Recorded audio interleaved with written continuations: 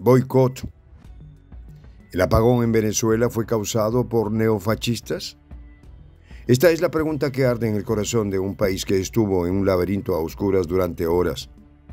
Millones de personas se quedaron sin luz, sin conexión, sin respuestas. Pero mientras los hogares permanecían en penumbra, una verdad empezaba a manifestarse. No fue un simple fallo técnico.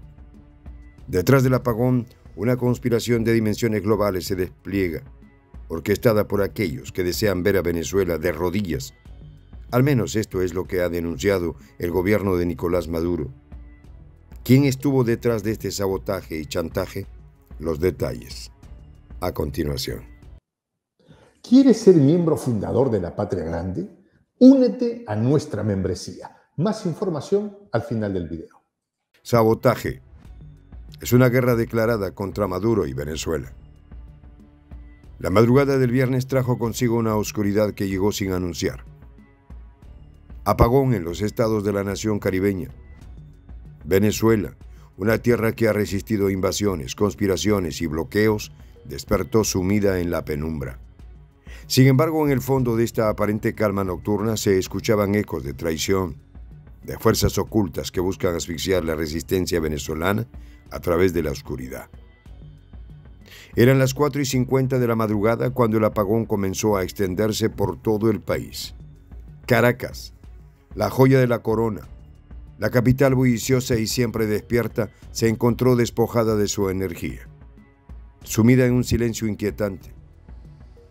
A lo largo y ancho de los 24 estados de Venezuela, la gente despertaba sin la compañía de sus radios o televisores, desconectados de un mundo que parecía haberse detenido de golpe. Sin electricidad, sin internet, sin la certeza de saber qué estaba pasando, el país entero se vio obligado a mirar hacia adentro, a enfrentarse a las fuerzas que lo asedian desde el interior y el exterior. El ministro del Interior, Diosdado Cabello, un hombre curtido en luchas de poder, salió a la luz, no para buscar consuelo, sino para arengar a su pueblo. Pero no fue el único. Los 24 estados están reportando la pérdida total o parcial del suministro eléctrico, anunció Freddy Ñáñez, ministro de Información, a través de Venezolana de Televisión, el medio estatal que se mantenía como un faro en medio de la tormenta. La voz de Ñáñez no titubeó al identificar al enemigo. En el país hemos sido víctimas una vez más de un sabotaje eléctrico.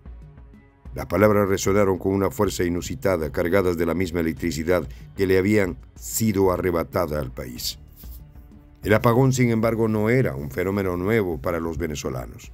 Durante la última década, estos cortes de energía se han convertido en una cruel rutina, especialmente en regiones como Táchira y Zulia, donde los apagones son tan frecuentes como las puestas de sol. Pero este apagón tenía un aire distinto, un regusto amargo, que traía a la memoria los eventos del 2019, cuando 3 cortes de energía sumieron a la nación en el caos durante días. Aquel año el gobierno de Maduro había señalado con firmeza a los culpables saboteadores, opositores y agentes extranjeros que conspiraban para derrocar al presidente. Es un nuevo sabotaje eléctrico, repitió Ñáñez, como si el eco de sus palabras pudiesen iluminar la verdad que muchos se negaban a ver. Lo vivimos en el 2019, sabemos lo que nos costó en el 2019. Sabemos lo que nos ha costado recuperar el sistema eléctrico nacional desde entonces y hoy estamos enfrentándolo con los protocolos antigolpe. Añadió con un tono que dejaba claro que este no era un simple apagón, sino una embestida más en la larga guerra que se libra en las sombras contra Venezuela. A medida que el día avanzaba, las teorías sobre el apagón comenzaron a circular.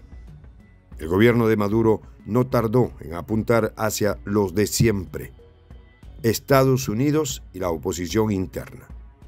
No es un secreto que Venezuela, con sus vastas reservas de petróleo, ha sido un objeto constante del imperialismo, un botín demasiado valioso como para dejarlo en manos de un gobierno que desafía abiertamente a las potencias occidentales. La Casa Blanca, con su política de sanciones y asfixia económica, ha hecho de todo para debilitar a Venezuela. Y un sabotaje eléctrico no sería una herramienta nueva en su arsenal. Los opositores, por su parte, se apresuraron a culpar al gobierno acusándolo de negligencia corrupción y mala gestión. Para ellos, el apagón era el resultado inevitable de años de desinversión en la infraestructura eléctrica del país. Pero esas acusaciones, aunque resonaban en ciertos sectores, parecían carecer de la fuerza necesaria para explicar la magnitud del apagón, especialmente en un país que ha aprendido a resistir bajo presión.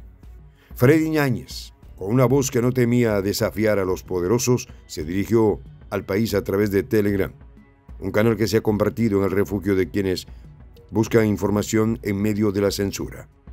En su mensaje detalló cómo Caracas, la capital, había sido el epicentro de un operativo especial para garantizar el transporte superficial, una medida desesperada para mantener la ciudad en movimiento a pesar de la parálisis eléctrica. Va a ir llegando poco a poco todo el territorio nacional, aseguraba Cabello, mientras las luces comenzaban a titilar en algunas zonas de Caracas. Un tenue resplandor de esperanza en medio de la oscuridad. El apagón, sin embargo, no era solo un ataque contra la infraestructura eléctrica de Venezuela. Era un ataque contra su soberanía, un intento por quebrar el espíritu de un pueblo que ha soportado más de lo que muchos países podrían imaginar. Desde la elección de Nicolás Maduro, Venezuela ha sido un campo de batalla, no solo en el sentido literal, sino en el terreno de las ideas, de las lealtades y de las convicciones. La lucha contra el imperialismo no es solo un eslogan, es una realidad que se vive día a día en las calles, en los hogares y en los corazones de los venezolanos. El sabotaje eléctrico de este viernes no fue un simple incidente aislado. Fue una demostración de que la guerra contra Venezuela continúa. Una guerra que no siempre se libra con balas o bombas, sino con cortes de energía, sanciones económicas y campañas de desinformación. Es una guerra en la que el enemigo lleva uniforme pero está presente en cada rincón oscuro, en cada chispa que se apaga, en cada vida que se ve afectada por la falta de electricidad. En el 2019, cuando Venezuela fue azotada por aquellos 3 apagones históricos, el país entero quedó paralizado. Las escuelas cerraron, los hospitales funcionaron a duras penas y la economía, ya golpeada por las sanciones, se tambaleó al borde del colapso.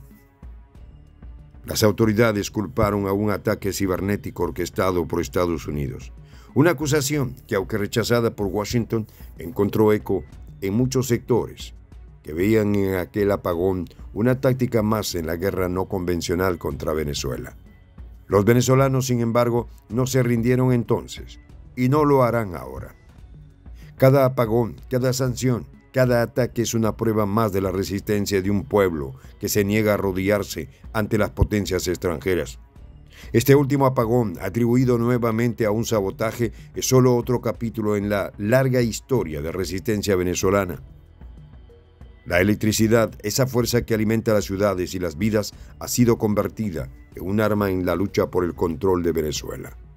Pero el pueblo venezolano ha aprendido a vivir con la incertidumbre, a resistir en la oscuridad y a encontrar luz, incluso en los momentos más difíciles. El apagón del viernes, que dejó a millones de venezolanos sin electricidad, fue un recuerdo de las fuerzas que conspiran contra Venezuela. Pero también fue un testimonio de la fortaleza de un pueblo que ha aprendido a sobrevivir a pesar de los obstáculos. Mientras el gobierno de Maduro trabaja para restablecer el servicio eléctrico en todo el país, la narrativa del sabotaje se convierte en un grito de guerra, una llamada a la unidad en contra de aquellos que buscan destruir a Venezuela desde dentro y desde fuera. En el fondo, este apagón no es solo una cuestión de luz y oscuridad. Es una cuestión de poder, de soberanía, de la capacidad de un pueblo para decidir su propio destino, sin la interferencia de fuerzas externas. La pregunta es, ¿cuál será el próximo golpe bajo? Haz clic en el botón unirse que está en la parte de abajo de esta pantalla y de esa manera podrás unirte a la membresía de Prensa Alternativa y de esa manera serás miembro fundador de la Patria Grande. El sueño convertido en realidad. Al hacer clic en unirse, también te permitirá hacer un pequeño aporte económico para que Prensa Alternativa pueda seguir produciendo más y mejor contenido, siempre en defensa de los intereses de la patria grande. Nosotros hace tiempo dejamos de soñar en la patria grande. Nosotros hace tiempo que en Prensa Alternativa comenzamos en la construcción de la patria grande, y nos va a encantar saber que estás con nosotros. Nos fascina saber que seremos un equipo junto contigo. De hecho, al ser parte de nuestra comunidad, te permitirá tener acceso a los programas que vamos a hacer en vivo, los programas en vivo para los miembros, los días viernes a las 7 de la noche, hora Ciudad de Lima. Vamos a tener un canal de WhatsApp también, solo para los miembros, y además vas a tener acceso directo, contacto directo conmigo, con todo el equipo de Prensa Alternativa, para que puedas proponer temas, podamos abrir debates sobre los contenidos de nuestros videos, siempre, insisto, en defensa de los intereses de la patria grande. Los esperamos con mucha expectativa. Mi nombre es Juan José del Castillo, el J, Tupananchis Kama, que en español quiere decir hasta que nos volvamos a encontrar. Soy el J, Juan José del Castillo, director del canal Prensa Alternativa. Si quieres ser parte de la comunidad de la Patria Grande, suscríbete a nuestro canal. Si es que quieres que te lleguen las notificaciones cada vez que subimos un video, activa la campanita. Si quieres apoyar a nuestro canal económicamente, puedes hacerlo a través de PayPal. El enlace está en la descripción del video. A nombre del equipo de Prensa Alternativa, me despido con esta expresión en el quechua milenario, Tupananchis Kama, cuya traducción es hasta volvernos a encontrar.